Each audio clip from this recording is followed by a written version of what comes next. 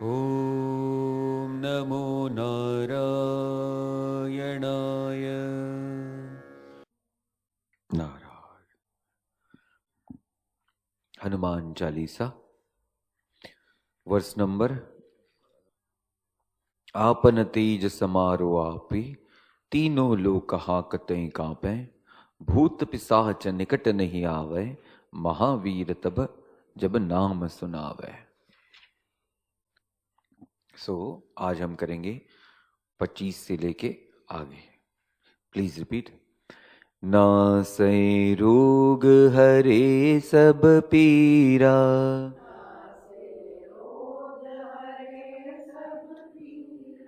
जपत निरंतर हनुमत बीरा।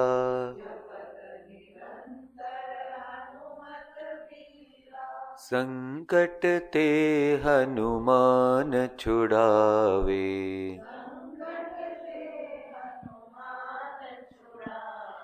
मन क्रम बचन ध्यान जो लावे।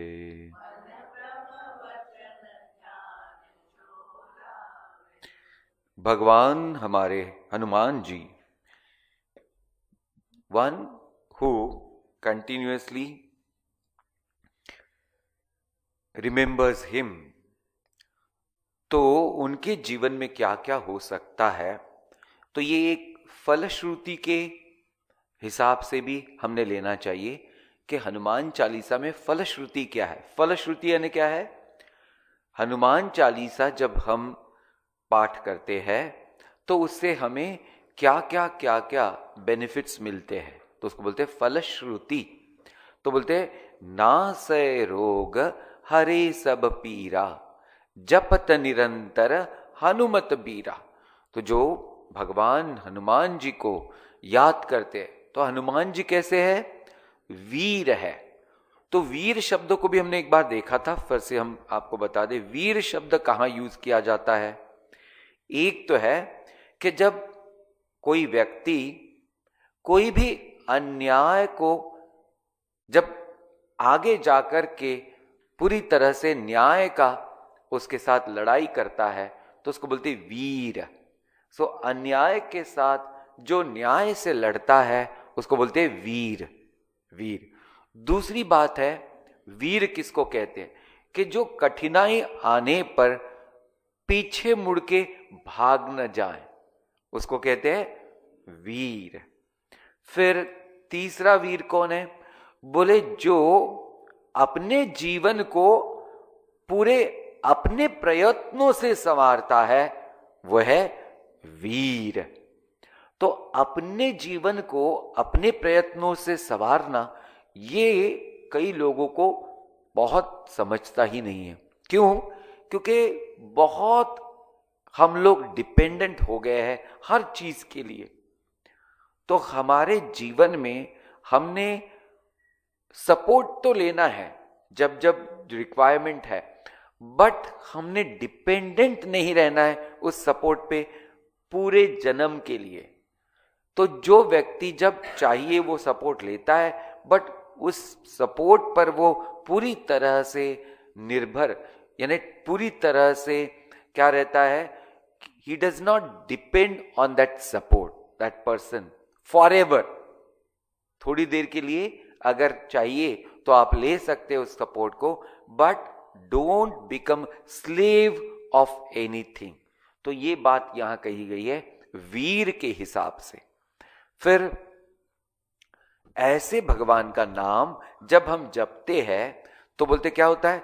नासै रोग हरे सब पीरा। सारे रोग हरण हो जाते हैं, सारे रोगों का नाश हो जाता है, और जो पीड़ा है वो पीड़ा भी पूरी तरह से चली जाती है। तो जब रोग और पीड़ा, ये दो शब्द यूज किए गए हैं। रोग दो तरह के होते हैं, एक है जिसको फिजिकल डिसीज कहते हैं और एक है मेंटल डिसीज। एक है फिजिकल डिसीज यानी जो शरीर के रोग है, और एक है मन के रोग। तो शरीर के रोग क्यों आते हैं? क्योंकि जब हम कमजोर हो जाते हैं तो शरीर के रोग आते हैं। इम्यूनिटी कम हो गई तो क्या हो गया, फिर रोग आ गए। तो देखो अभी हम वाराणसी गए थे, वहां कैंप था, तो दूसरे दिन एक अम्मा बोले थे, स्वामी जी मुझे ना बहुत जुकाम हो गया और बहुत अनईजी लग रहा है, बोले ये वेदर कुछ ठीक नहीं है। तो मैंने बोला अम्मा अगर ये वेदर अगर ठीक नहीं होता और इसके हिसाब से होता सबको होता,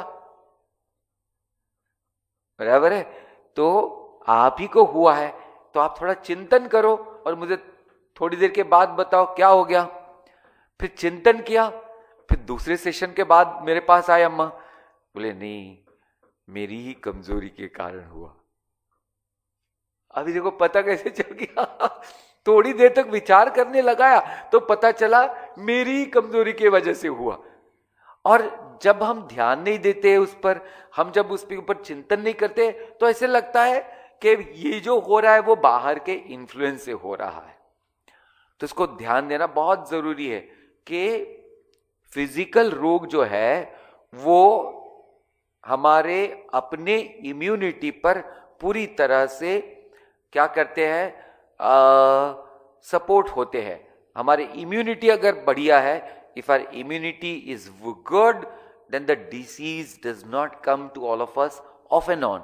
But our immunity, if it is less, then we are the powerhouse of diseases.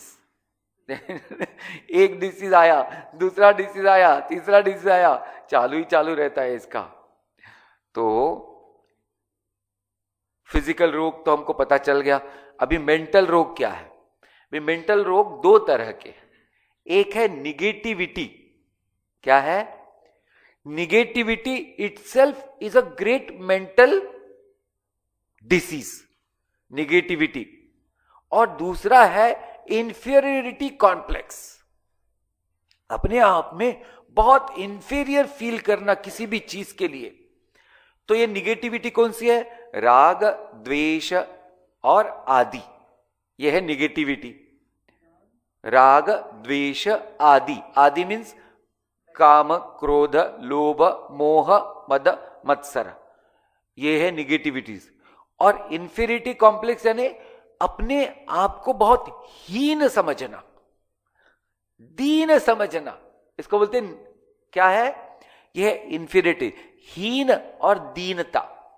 हीनता और दीनता। हीन यानी सारे तरफ से मैं कमजोर हूं, मैं गरीब हूं, मैं ये हूं, मैं वो हूं। और दीन यानी कि अपने आप को इतना छोटा समझना, इतना छोटा कैसे समझना कि मैं I am a doormat of a people rather, door mat.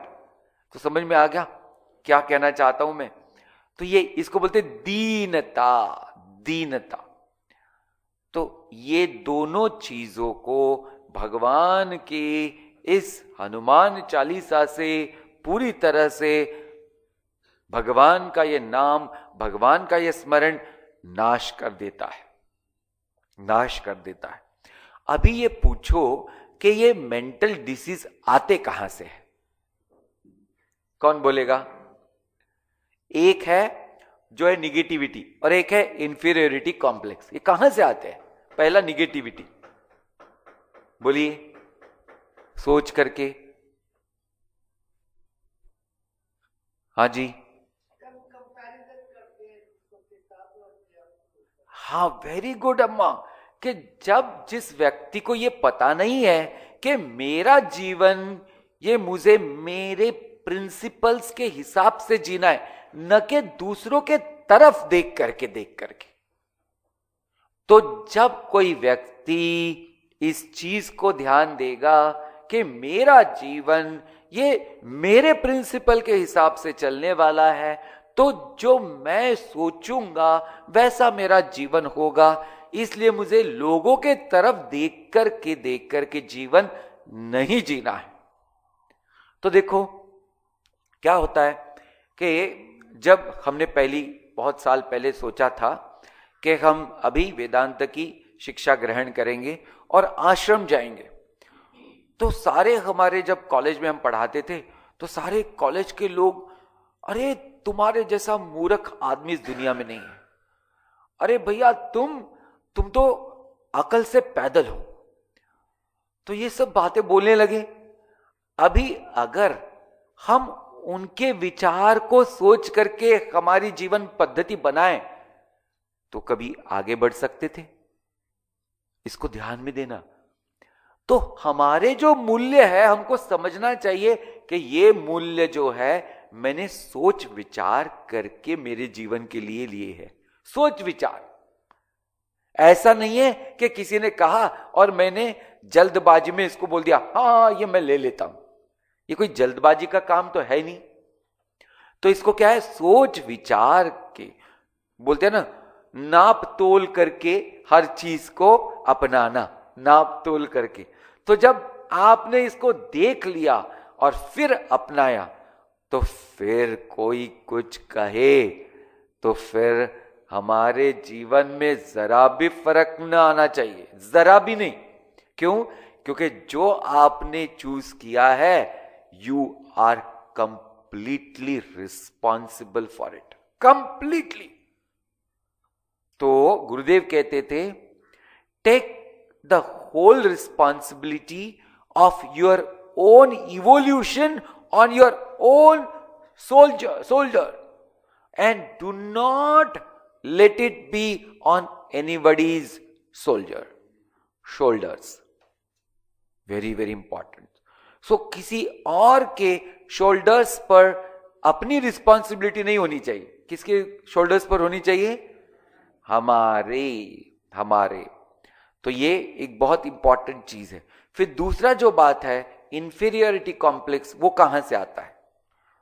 वो आता है कि जब हम सोचते हैं कि भैया मेरे पास ये कमी है और मेरा फोकस कहां रहता है? मेरे कमियों पर।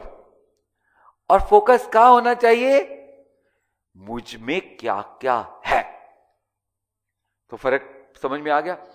जिसका focus will be on what I don't have and continuously brooding over what I don't have, this person will become inferior.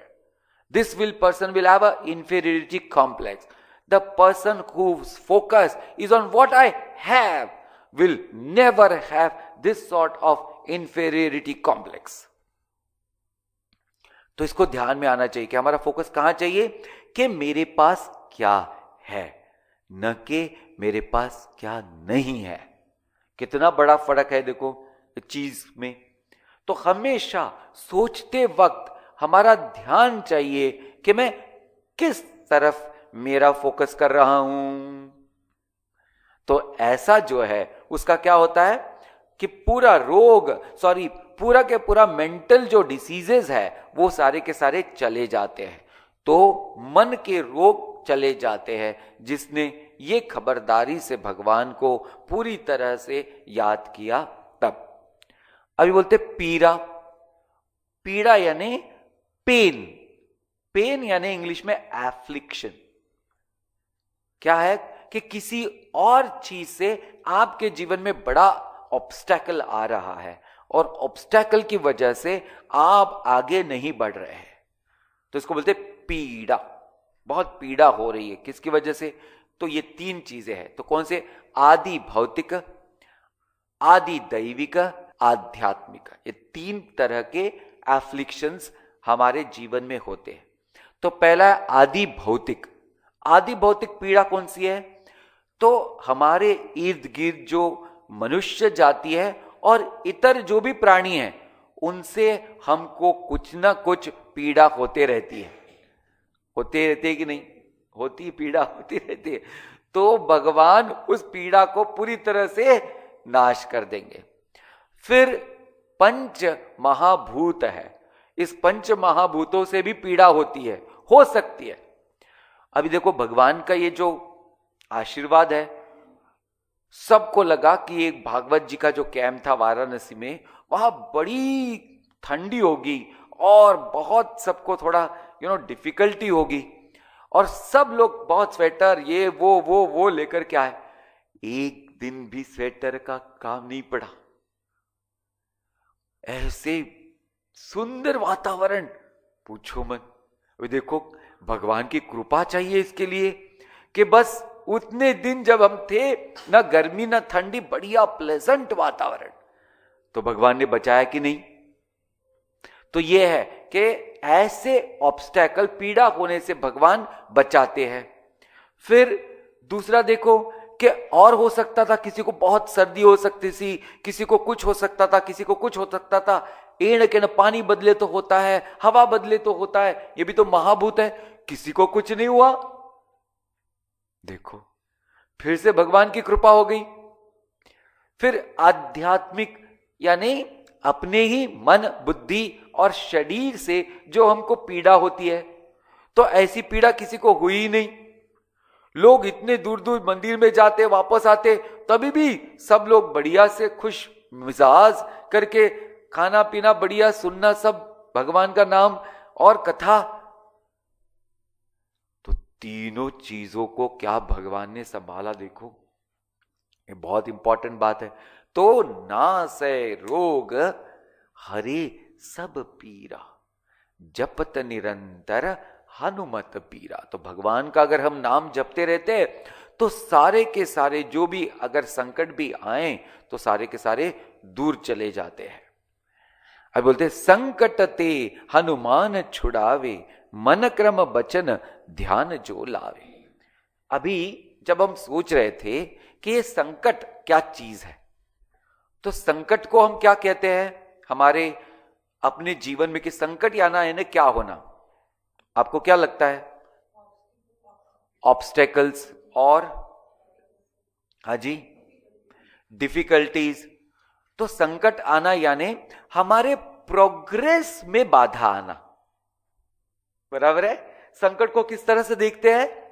There is a great disturbance coming in our way of improvement,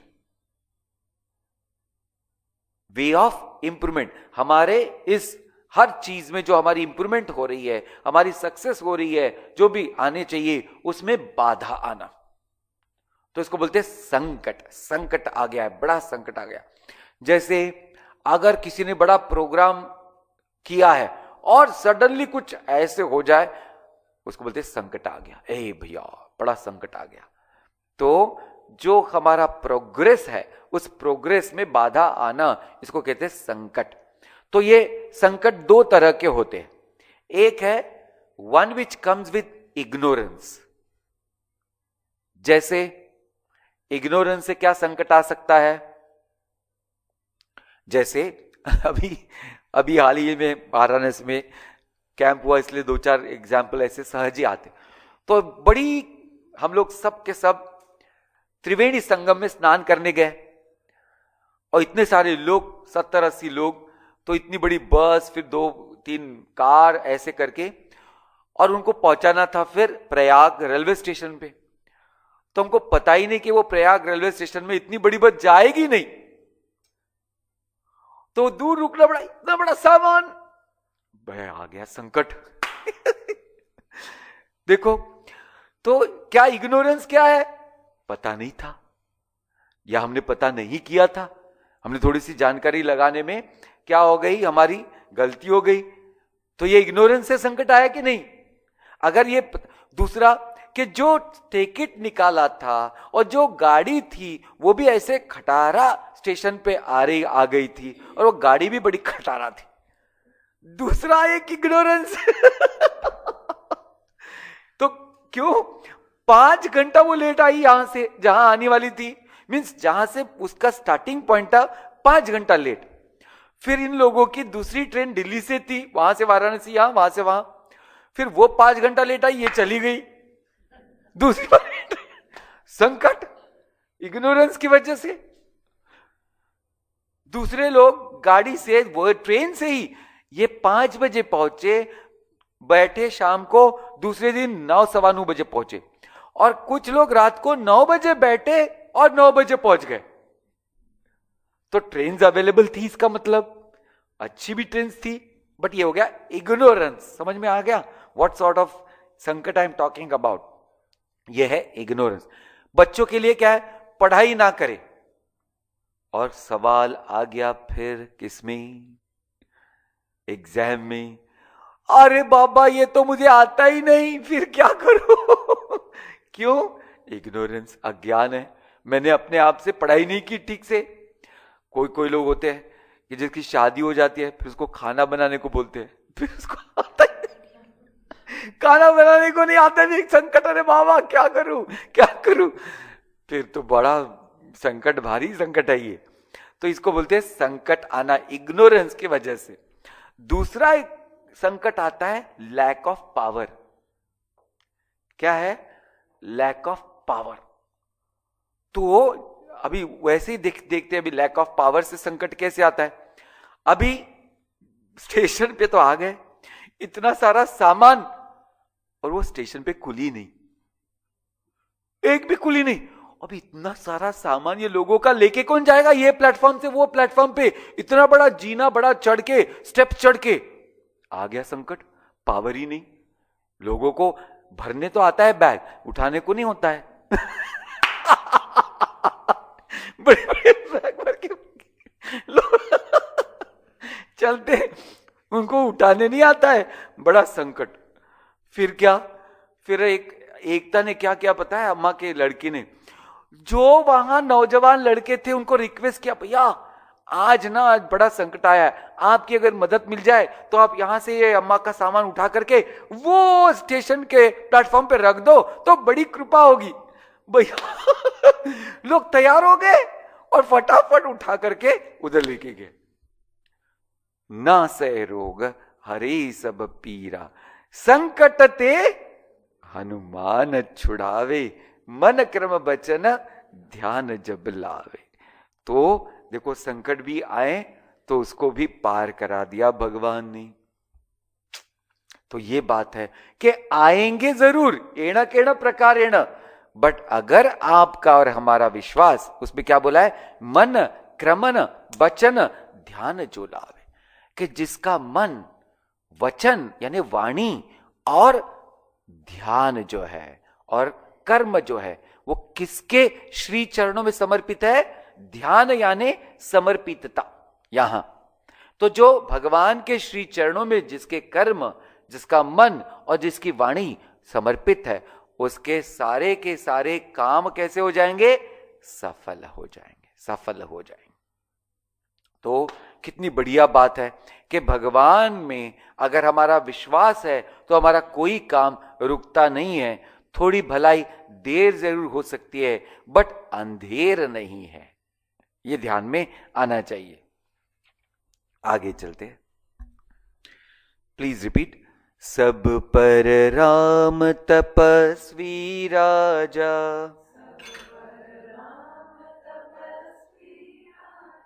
तिनके काज सकल तुम साजा,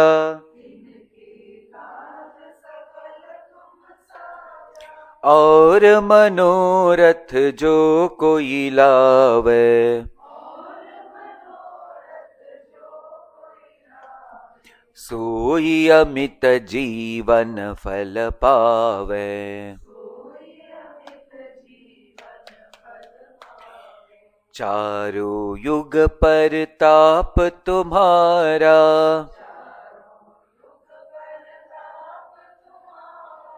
है पर सिद्ध जगत उजियारा। साधु संत के तुम रखवारे,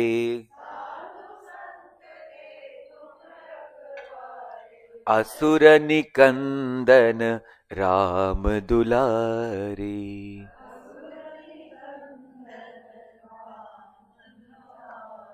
सब पर राम तपस्वी राजा। अभी बहुत सुंदर यहां बोला है कि राम जी को तपस्वी यहां क्यों बोला गया? सब पर राम तपस्वी राजा। देखो राजा भी है और तपस्वी है, ये कॉन्ट्राडिक्शन है एक्चुअली, है ना? क्योंकि कोई राजा तपस्वी होता है जनरली नहीं। क्यों? क्योंकि राजा जब बोला जाता है तो उसका ध्यान कहां है? तो सारे के सारे सेंस ग्रेटिफिकेशन पर है। ऐसा जनरली हम देखते हैं। क्यों? क्योंकि ये पावर वाले लोग भी आजकल के जो होते हैं उनका ध्यान किस पर है? मंत्री संतरी पर। सारा के सारा ग्रैबिंग, ये वो, एक एक मंत्रियों के कितने कितने घर होते हैं सारे सारे बड़े बड़े शहरों में, और वो स्विस बैंक में। Oh my God! तो इनका ध्यान कहां है? अरे भैया ये पैसा कहां लगना चाहिए? लोगों के उद्धार में, लोगों के सेवा में, और लग कहां रहा है? स्विस बैंक में जाके बैठ रहा है। तो ये राजा तपस्वी हुआ क्या? लेकिन इस बार का राजा तपस्वी लगता है इंडिया का।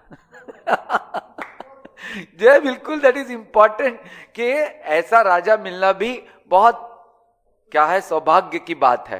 तो देखो अब ये बोलते हैं कि राजा है और तपस्वी है, तो श्री राम जी का तपस क्या है? कौन सोच के बोल सकता है? श्री राम जी के जीवन में तपस क्या है?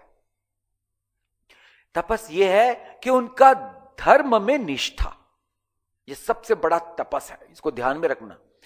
धर्म में निष्ठा। देखो, रघुबीर रीत सदा चली आई, प्राण जाए पर वचन न जाए। यह है धर्मनिष्ठा, कि जब उनके पिताजी ने वचन दिया अपने पत्नी को कि 3 वर मैं तुमको दूंगा और वो कभी भी आप मांग लेना। अभी मिला तो था कभी एक जमाने में, और उसने मांगा दूसरे जमाने में, यानी कितने सालों के बाद। तो वो तो बोल सकते थे अरे भैया रात गई बात गई, लेकिन नहीं, रघुवीर रीत सदा चली आई, प्राण जाए पर वचन।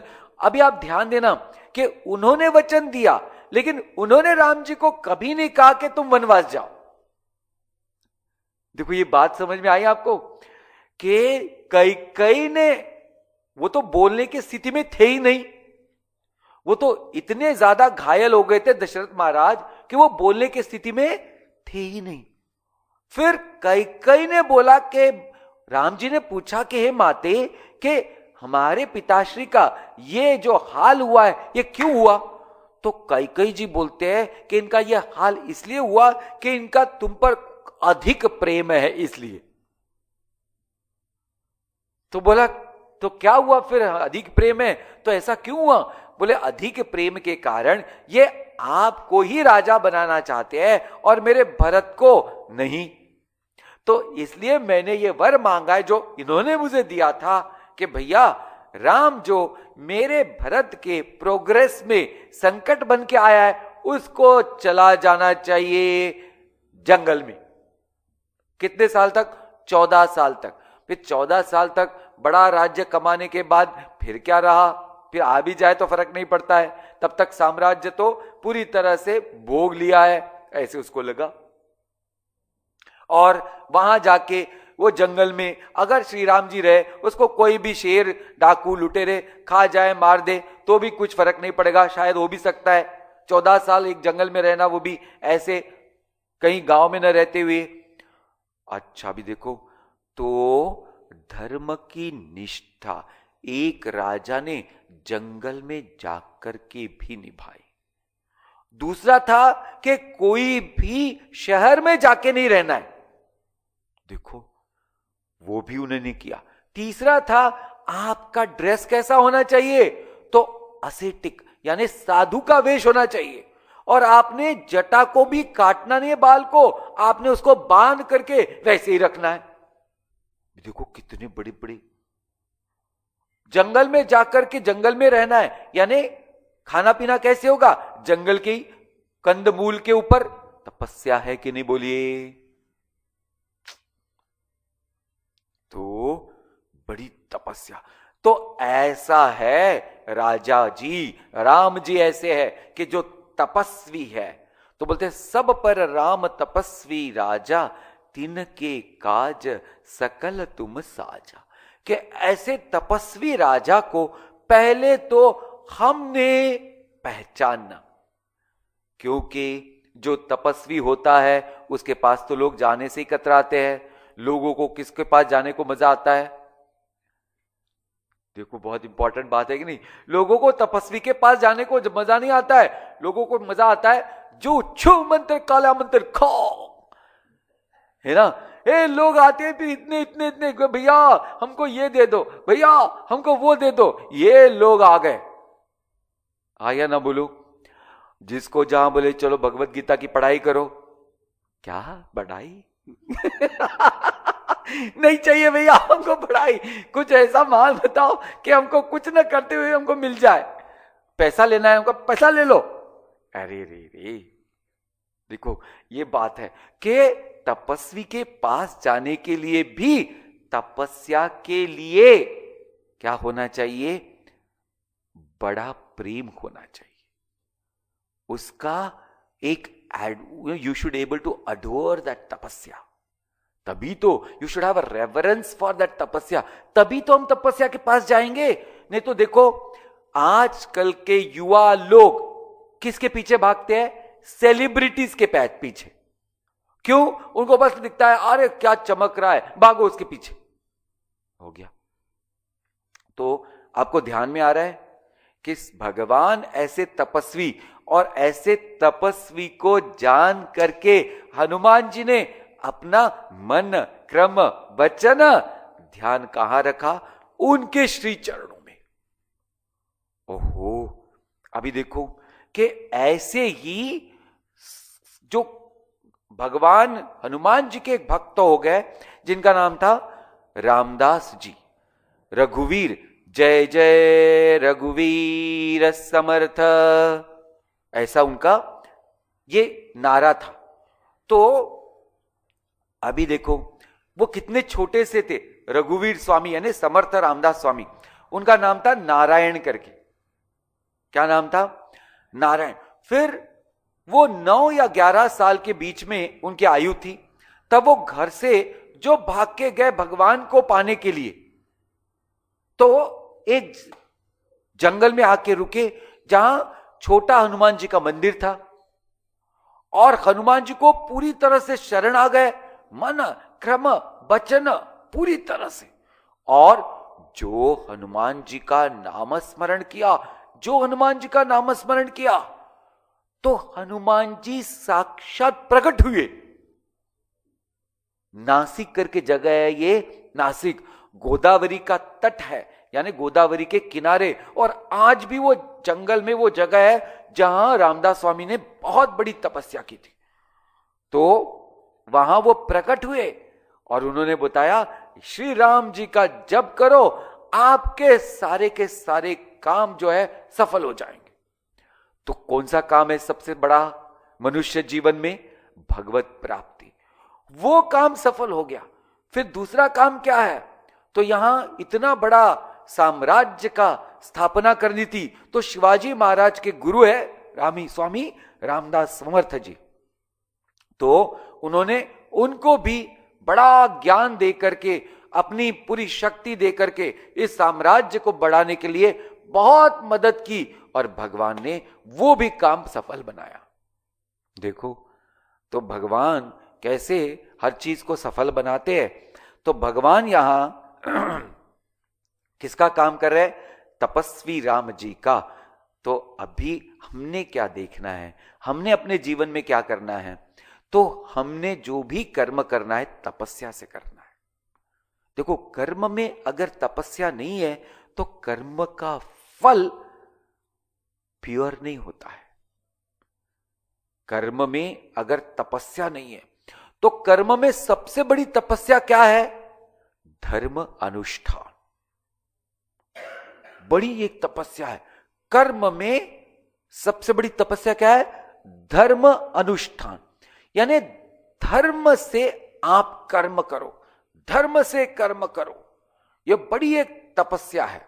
देखो कि अगर किसी को कोई जॉब मिल भी जाए और उस जॉब को पूरी तरह से जस्टिफाई करते हुए अपना कर्म करना, यह भी एक बड़ी तपस्या है कि नहीं। नहीं तो लोग क्या सोचते हैं कि मैं काम तो कम करूं लेकिन मुझे फल इतना बड़ा मिलना चाहिए, है या ना, मुझे गवर्नमेंट जॉब मिलना चाहिए, ऐसे काफी लोगों का मन रहता है। क्यों, गवर्नमेंट में जाओ तो जाओ, नहीं जाओ तो नहीं जाओ, फाइल को एक दिन में का 15 दिन लगाओ तो कोई कुछ बोलता नहीं, फर्क नहीं पड़ता है। इसलिए गवर्नमेंट में जॉब जाओ, गवर्नमेंट के जवाई बनो और खाते बैठो।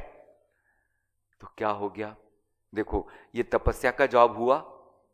नहीं, तपस्या का जॉब नहीं हुआ। अभी तपस्या का जीवन धर्म अनुष्ठान, तो अपना जीवन भी तपस्या का जीवन होना चाहिए। यानी कितने बजे उठते हैं, कितने बजे सोते हैं, कितना खाना खाते हैं, जी बराबर है, कितना टाइम वेस्ट करते हैं बेकार की चीजों पर, ये सारी चीजें कहां में आती है? तपस्या। तो जो व्यक्ति कभी भी टाइम वेस्ट करता नहीं है, हर वक्त समय को याद करके समय का सदुपयोग करता है, वो तपस्वी है। तो इसको याद रखना, whenever you are doing anything, ask one question. What is this question? Am I doing a constructive act or not? क्या क्वेश्चन है कि क्या मैं कंस्ट्रक्टिव कर्म कर रहा हूं कि नहीं। कंस्ट्रक्टिव कर्म को क्या कहते हैं हिंदी में? कि सकारात्मक कर्म। सकारात्मक कर्म, एग्जैक्ट वर्ड तो मुझे याद नहीं आएगा कौन सा है, बट सकारात्मक कर्म जो है उसको बोलते हैं कंस्ट्रक्टिव एक्ट। अगर वो कंस्ट्रक्टिव एक्ट नहीं है, just drop it, don't have to ask anyone. Example, जिस कर्म से आपकी हानि होती है, हानि यानी something which is not beneficial, which is called as hani. तो शरीर को हानि होती है, मन को हानि होती है और बुद्धि को हानि होती है। किससे? जो भी कर्म करने से उसको ड्रॉप करिए। और जिस कर्म से आपका शरीर सुदृढ़ होता है, आपका मन पवित्र होता है और आपकी बुद्धि तीव्र तीक्ष्ण होती है, ऐसा जो भी काम है आप करिए। तो तिनके काज सकल तुम साजा। तो भगवान ने सब काम कैसे किए? सब कंस्ट्रक्टिव काम किए। क्यों? क्योंकि भगवान के लिए अगर कर रहे तो सब कंस्ट्रक्टिव ही होने वाला है। बोलते हैं, और मनोरथ जो कोई लावे, सो ही अमित जीवन फल पावे। जिसका भी, जो भी अगर कोई इच्छा है जीवन में सफलता पाने की, तो भगवान उसको पूरी कर देते हैं।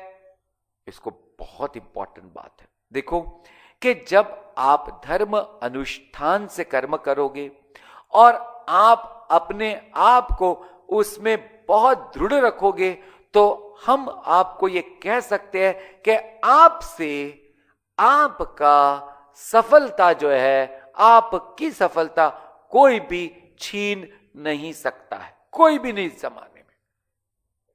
लेकिन हमने दृढ़ता से धर्म अनुष्ठान करते वक्त, करते करते जीवन को आगे बढ़ाना है, तो सारे के सारे हमारे जो भी मनोरथ है सब पूर्ण होते हैं। फिर बोलते हैं, सो ही अमित जीवन फल पावे। तो उसका जीवन भी सफल तो होता ही है, और क्या होता है? तो उसका बहुत लॉन्ग लाइफ भी होता है, उसको बहुत बड़ा ऐसा जीवन भी मिलता है, लंबा जीवन आयु जिसको बोलते हैं, दीर्घ आयु भी उसको मिलती है। चारों युग तरत परताप तुम्हारा, है प्रसिद्ध जगत उजियारा। बोलते हैं चारों युग में आपका प्रताप है।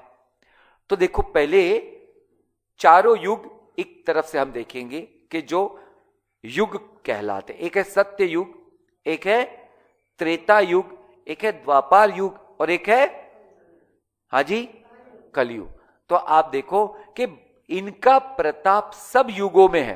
अभी हनुमान जी फेमस किसके लिए है?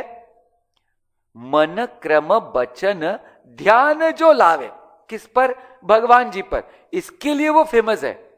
तो चारों युग में परताप जो है किसका है? जो मन क्रम वचन से भगवान को शरण जाए, ये चारों युगों का प्रताप है। ऐसा प्रताप है ये कि कोई भी युग में ये व्यक्ति पीछे नहीं रह सकता है, जिसके पास ये ताकत है। कौन सी? मन क्रम वचन ध्यान भगवान के साथ जब जोड़ते हैं तब। अभी बोलते परसिद्ध है, परसिद्ध जगत उजियारा। अभी देखो जगत हमारे कौन से हैं? तो वेदांत की भाषा में हमारे पास 4 जगत है। एक है जिसको बोलते हैं वेकिंग वर्ल्ड, यानी जागृत अवस्था। यह हमारा वर्ल्ड है कि नहीं? उसको उजियारा करना यानी क्या करना? कौन बता सकता है? सोचो। उसको उजियारा करना मीन्स व्हाट? यानी हमारी दृष्टि में जो दोष है उसको पूरी तरह से मिटाना। तभी तो हमारा वेकिंग वर्ल्ड क्या होगा? उजागर होगा। तो हमारे दृष्टि में दोष होते हैं, उस दृष्टि को पूरी तरह से निर्दोष बना देना, सदोष से निर्दोष। तो वेकिंग वर्ल्ड का उजागर होना यानी जब भी हम इस भगवान के संसार को देखें तो उसमें क्या ना देखे? दोष न देखे। देखो लोग बोलते हैं भैया इधर देखो यही है, उधर देखो वही है। जिसके जीवन से, जिसके इस आंखों से ये दोष चले गए, उसका तो वेकिंग वर्ल्ड उजागर हो गया। क्यों? क्योंकि उसके मन में अभी कोई डिस्टरबेंस आ ही नहीं सकता है। क्योंकि डिस्टरबेंस आता ही है किसकी वजह से? जब हम दुर्गुण के तरफ ध्यान रखते हैं। और जब हम दुर्गुण की तरफ ध्यान नहीं रखते हैं तो हमारा मन विचलित नहीं हो सकता है। हाँ या ना? तो ध्यान में रखिएगा। फिर दूसरी बात जो है वह स्वप्न जगत। स्वप्न जगत उजियारा कब होगा? तो हमको बुरे बुरे नकारात्मक सपन जब आना बंद हो जाएगा। और वो कैसे होगा? ध्यान देना, हमारे जो सपने हैं वो कौन से जगत से आ रहे हैं? वेकिंग वर्ल्ड यानी जागृत अवस्था से ही जो हमारे मन पे बहुत ज्यादा इंप्रेशंस हो रहे, वही स्वप्न अवस्था में हमारे पास आ रहे। तो स्वप्न अवस्था भी उजागर कब होगी? जब हमारी जागृत अवस्था में बहुत शुद्धि आ जाएगी, तब स्वप्न अवस्था भी शुद्ध हो जाएगी। और तीसरा है वो कौन सा वर्ल्ड? सुषुप्ति, यानी जब सोने जाए तो नींद आए, जब सोने जाए नींद ही ना आए। करवटे बदलते सारी रात हम तो नींद ही नहीं आए, दिनों दिन ऐसे ही करवट बदलते रहते ऐसे लोग हैं। फिर गोलियां खाते बैठो तो इसका जगत उजियारा है? नहीं। कुछ कुछ लोग हैं ऐसे टक गिर गए, सो गए। What a blessing! ब्लेसिंग बोले तो ग्रेट ब्लेसिंग। क्योंकि हम सबको पता है अगर हम अच्छे से सो पाए बढ़िया से, तो हमारे शारीरिक कष्ट, मानसिक कष्ट वैसे ही दूर हो जाते हैं। नींद यानी हमारी sleep is a solution for 80 to 90% of problems in life. बढ़िया नींद एकदम से टक हो गया, तो इसको बहुत जरूरी चीज है, ध्यान में रखना। तो ये भी जगत कब उजियारा होगा? जब हमारे पहले 2 जगत अच्छे से हम शुद्ध बनाए तब। और चौथा जो है जिसको बोलते तूर्य अवस्था, वहां हमको कौन लेके जाने वाला है? तो भगवान जी की जो पवित्रता हम रखते हैं कि भगवान का आशीर्वाद हो, उसके लिए सबसे बड़ी है वह श्रद्धा। तो चौथा जगत कौन उजियारा करने वाला है? हमारी श्री चरणों की श्रद्धा। श्री चरणों की श्रद्धा, जिसकी श्रद्धा संपूर्ण है उसका तुरीय अवस्था में जाना पक्का है। और जिसकी श्रद्धा डगमगाती है उसके तो तीनों पहले ही जगत डगमगाएंगे, तो चौथे जगत की तो बात ही क्या है। तो हमने इसका दोनों जगत का उदाहरण देख लिया।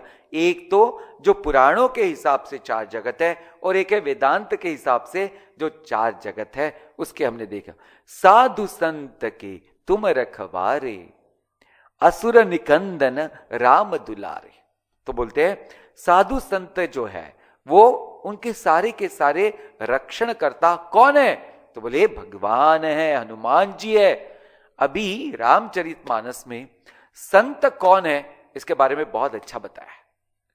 तो देखो वहां बताया है कि जब कोई व्यक्ति फूल लेकर के हाथ पे रखता है और अगर उस फूल को बहुत बुरी तरह से मसला जाए और फिर उसको डाल दिया जाए तो उसके हाथ को क्या मिलता है, खुशबू, सुगंध मिलती है। तो बोलते संत ऐसे है कि इस जमाने में अगर उनको मसला भी जाए तो वो क्या देते हैं, सुगंध, खुशबू देते हैं। तो अभी देखो इनका ये मन इतना दृढ़, इतना स्ट्रांग कैसे बन गया, तो ये है भगवान की कृपा, भगवान का आशीर्वाद। अभी श्रीमद् भागवत महापुराण में कथा आती है भक्त प्रहलाद जी की। उनको इतना कष्ट दिया, इतना कष्ट दिया, इतना कष्ट, लेकिन उनके जीवन में कभी नकारात्मक भाव नहीं आया। उनके अपने पिताजी ने उनको मारना चाहा, लेकिन जब भगवान ने उनको प्रश्न किया कि हे प्रहलाद तुम मांगो कि तुम इतने स्वीट हो, इतने बढ़िया अच्छा व्यक्ति हो, तुमको क्या चाहिए, बोले भगवान अगर देना है तो ये मेरे पिताजी जो है इनकी मति जो थी वो अशुद्ध थी, तो ये उनकी मति है, इनके वजह से इनके कर्म भी अशुद्ध थे, तो भगवान ये आशीर्वाद दो कि अशुद्धता पूरी तरह से नाश होकर के शुद्ध होकर के उनको दैव गति प्राप्त हो। देखो जिसने इतने कष्ट दिए उसके लिए भी क्या मांग रहा है, अच्छा ही मांग रहे हैं। तो यह संत लक्षण। बोलते हैं साधु और संत। साधु कौन है, संत तो हमने आपको बताया। साधु के साधु वो है जो अच्छा है। संस्कृत में साधु यानी अच्छा कर्म करने वाला व्यक्ति, ध्यान में आ गया। अच्छा कर्म यानी बेबी वो संत नहीं होगा बट वो धर्म से कर्म कर रहा है। तो देखो अर्जुन अच्छा व्यक्ति है, क्यों, क्योंकि वो धर्म से जीवन जी रहा है, वो संत नहीं है, इसको ध्यान में रखना। तो ये बात एक समझ में आ रही है। तो फिर भगवान उसको कहते देखो तुम्हारा अभी जो कर्म है वो क्या है, धर्म की प्रतिष्ठा करना। तो सारे साधु लोगों का भी देखो, जब अर्जुन विचलित हो गया तो किसने उसको सहारा दिया, भगवान जी ने सहारा दिया। तो जब हम भी अच्छे होते हैं लेकिन कभी कभी हमारा मन भी डगमग हो जाता है किसी वजह से, तब अगर हमारा मन और बुद्धि भगवान को समर्पित है तो भगवान ऐसे समय भी हमको ठीक रास्ता दिखाएंगे। तुम रखवारे, भगवान ही रक्षा करने वाले हैं, भगवान ही रक्षा करने वाले। आप ध्यान देना अभी इसको, भगवान रक्षा अच्छे लोगों की कैसे करते हैं। तो वेद में कहा है धर्मो रक्षति रक्षतः। क्या बोला है, धर्मो रक्षति रक्षत।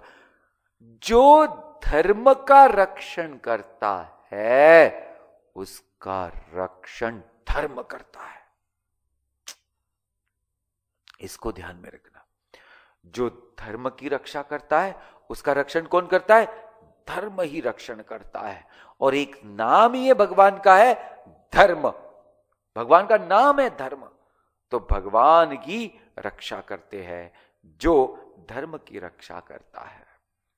असुर निकंदन, बोले भगवान कैसे है? तो सारे असुरों का नाश करने वाले हैं। और राम दुलारे, आप कैसे हो? भगवान को अत्यंत प्रिय हो। अभी देखो, हमको प्रिय कौन लगता है? जो हमको सुख देता है ना, वो हमको प्रिय लगता है। और जो हमको सुख नहीं देता है वो हमको अप्रिय लगता है। तो भगवान को हमारे हनुमान जी प्रिय क्यों लगे? क्योंकि उन्होंने स्वार्थ को छोड़ दिया और हर कर्म किसके लिए किया? सब सृष्टि के भले के लिए, सारे जनता के भले के लिए और सब लोगों का कल्याण होने के लिए कर्म किए। देखो कितनी बड़ी बात है। तो ऐसा जो भी कर्म करता है लोगों के कल्याण के लिए, सृष्टि के कल्याण के लिए और निस्वार्थ भाव से, ऐसा व्यक्ति भगवान को बहुत बहुत प्रिय होता है, बहुत प्रिय। तो भगवान बोलते हैं यहां कि मुझे कौन प्रिय है? जो व्यक्ति निस्वार्थ कर्म करता है, पहली बात। दूसरा, जो कल्याणकारी कर्म करते रहता है। और तीसरी बात, ये सृष्टि के लिए हमेशा हमेशा तत्पर होकर के सब लोगों के बेनिफिट के लिए, उपयोग के लिए अपना जीवन समर्पित करता है। ऐसा जो भी व्यक्ति है वो मुझे बहुत बहुत प्रिय है। तो ऐसे प्रिय व्यक्ति हमारे हनुमान जी, जो राम जी के आंखों के तारे हैं। तो ऐसे हनुमान जी को अगर हमने प्रेम किया, अगर हमने उनका भजन किया, अगर हमने उनका कीर्तन किया, अगर हमने उनका स्मरण किया, तो भगवान हनुमान जी हम सबको राम रखवारे। जैसे राम जी सबकी रक्षा करते हैं, वैसे हनुमान जी भी सबकी रक्षा करेंगे। ॐ नमो नारायणाय।